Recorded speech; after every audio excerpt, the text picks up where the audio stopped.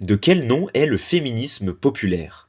Dans les universités, dans les médias, dans les débats politiques, le féminisme est souvent présenté comme une bataille culturelle, une bataille pour la reconnaissance symbolique, la représentation paritaire, les normes de genre. Mais pour beaucoup de femmes, le féminisme n'est pas une théorie, il se vit. Dans les factures à payer, dans les enfants à élever, dans les horaires impossibles, et parfois dans une situation très concrète, la monoparentalité. Aujourd'hui, je suis allé à Clichy-sous-Bois rendre visite à Neza Barandi. En 2022, elle a créé le groupe d'action Insoumis toute seule, et le 15 mars prochain, elle affronte Olivier Klein. Vous savez, l'ancien ministre de Macron. Bon, il n'aime pas qu'on le sache, donc n'hésitez pas à le dire autour de vous.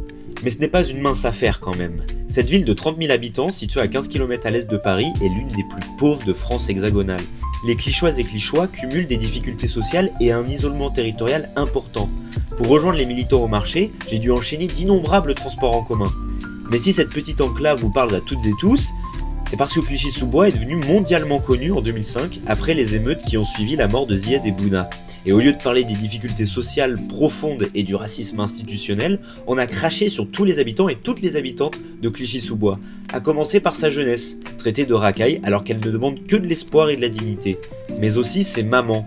Dans Laisse pas traîner ton fils, Céline Derkaoui montre que les discours médiatiques et politiques criminalisent les mères seules, accusées d'être assistées et de profiter, de ne pas savoir éduquer leurs enfants, d'échouer dans leur mission parentale. On pointe une faute morale, alors qu'il s'agit d'une problématique structurelle. Derrière les clichés se trouvent des femmes qui tiennent seules des familles entières. Parce qu'il y a près de 30% des familles monoparentales sur Clichy. Et quand on dit famille parentale, c'est souvent, surtout dans les quartiers très populaires et les villes populaires, synonyme avec précarité. Selon l'INSEE, la monoparentalité correspond à une famille constituée par une personne qui réside avec un ou plusieurs de ses enfants et qui ne vit pas en couple avec une autre personne du ménage. C'est une configuration importante car elle concerne aujourd'hui un quart des familles. C'était 10% du total en 1970. Plus encore, elle révèle une condition féminine contemporaine qui est celle des mères isolées, à la tête de 85% des familles monoparentales. Seulement, le parent seul est victime d'un effet ciseau. Il est le seul bénéficiaire d'un revenu et doit supporter l'ensemble des charges éducatives et domestiques. Ce qui explique pourquoi une mère isolée sur deux vit sous le seuil de pauvreté, car 42% d'entre elles sont contraintes au travail à temps partiel. Et cela pose une question plus large. Qui sont les classes populaires? Au XXe siècle, la réponse était toute faite. L'ouvrier industriel blanc et masculin. Le sujet politique de la gauche était le prolétariat, celui qui ne possède que sa force de travail face aux bourgeois, propriétaires des moyens de production. Or, comme le livre Nouveau Peuple, Nouvelle Gauche l'explique, le peuple n'est plus ce qu'il n'a jamais été. En tout cas, il a bien changé en quelques générations. Le travail s'est féminisé, tertiarisé et ubérisé. Le mouvement féministe a aussi révélé l'exploitation dans la sphère domestique.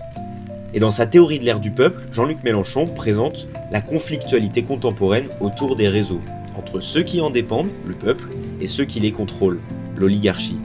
Et dans cette nouvelle condition sociale, les dominations se combinent. Nancy Fraser parle de 3 visages de l'exploitation capitaliste, classe, race et genre. Cette approche oblige à élargir la focale. La lutte des classes ne se joue plus seulement dans les lieux de travail, mais dans tous les espaces sociaux, et notamment les villes et leurs périphéries. Les mamans solo sont précisément une figure de l'intersection des dominations. De classe, celle de la précarité économique, de genre avec la charge parentale et domestique, de race avec ses discriminations, et de territoire en tant qu'habitante des quartiers populaires. Cette situation se traduit par des angoisses quotidiennes omniprésentes. Trouver un logement, une place en crèche, payer les transports en commun, tout cela relève du parcours du combattant. Il y a dans les classes populaires un féminisme qu'on montre moins, celui du quotidien, de la galère et de la survie. Et cela d'autant plus que les catégories administratives de la politique sociale française ne sont pas conçues pour les mères isolées. C'est une thématique absente du débat public et a fortiori de l'action publique, alors que ces personnes y sont tributaires.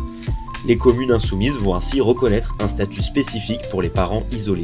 Les femmes candidates, futures mères, les femmes candidates de la France insoumise en Seine-Saint-Denis, on voudrait mettre en place donc, des cartes monoparentales qui favoriseront donc l'accès à des tarifs préférentiels pour les mamans ou papas, des familles monoparentales, leur donnant la priorité sur des places en crèche, sur les demandes de logement, les accompagnant donc dans multiples et divers dossiers qui peut donc favoriser l'accès à tout droit sur le territoire au même niveau national. Reconnaître la monoparentalité comme enjeu politique, c'est lutter concrètement pour l'accès aux droits.